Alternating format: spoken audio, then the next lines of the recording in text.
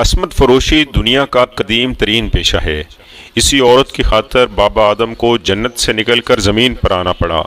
دنیا کی پہلی لڑائی دو بھائیوں حابیل اور قابیل کی لڑائی بھی اسی عورت کی وجہ سے ہوئی، اور دنیا میں پہلا انسانی قتل بھی عورت کی وجہ سے ہی ہوا تھا۔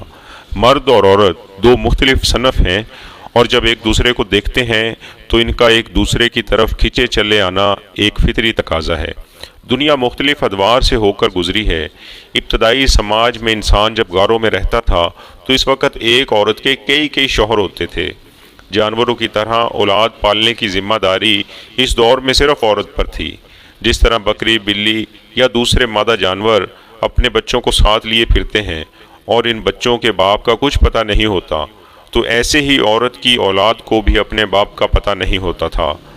عورت جو فطرتاً کمزور ہے، اپنی اور اپنے بچوں کی بھوک مٹانے کے لیے جنگلی شکار کے کچھ حصے کے بدلے مرد سے جنسی روابط قائم کرنے پر مجبور ہوتی۔ دوسرا جو کچھ کھانے کو دے دیتا اس کی ہو جاتی۔ لیکن جب قبیلہ وارانہ سماج کی بنیاد پڑی تو قبیلہ کے طاقتور سردار نے اپنے پاس کئی عورتیں رکھنا شروع کر دیں، اور یوں مرد سے وراثت کا آغاز ہوا۔ عورت محض بچے پیدا کرنے والی مشین سمجھی جانے لگی۔ پھر جب انسان نے دیوتاؤں کی پرستش شروع کی اور ان کے نام سے عبادت گاہیں تعمیر کی تو جنس کا تعلق مذہب سے بھی ہو گیا۔ جس طرح عورت سے جنسی تعلق قائم کر کے مرد کو تسکین حاصل ہوتی تھی اور اس کے بدلے میں عورت کو اولاد ملتی تھی، اسی طرح انسان کو عبادت کر کے تسکین محسوس ہونے لگی۔ دراصل مذہب اور جنسی روابط دونوں جذبات کی تسکین کا ذریعہ تھے۔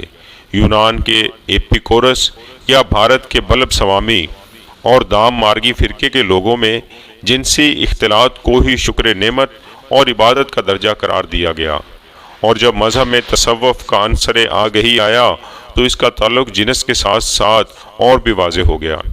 ہندو سماج میں مندروں اور یونانی اور یورپی سماج میں معبدوں اور دیوداسیوں کا رواج پڑا۔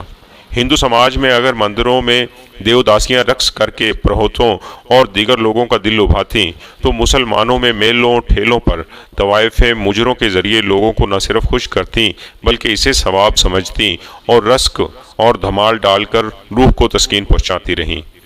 طوائفیت شراب کی طرح ہی زمانہ جاہلیت سے پہلے بھی مروج رہی ہے۔ اگرچہ بعض مذاہب نے اسے ناجائز قرار دیا، لیکن اس کے باوجود یہ جاری ہے۔ یورپی معاشرہ میں اسے قانونی حیثیت حاصل ہو گئی ہے، لیکن ایک حد کے اندر رہ کر۔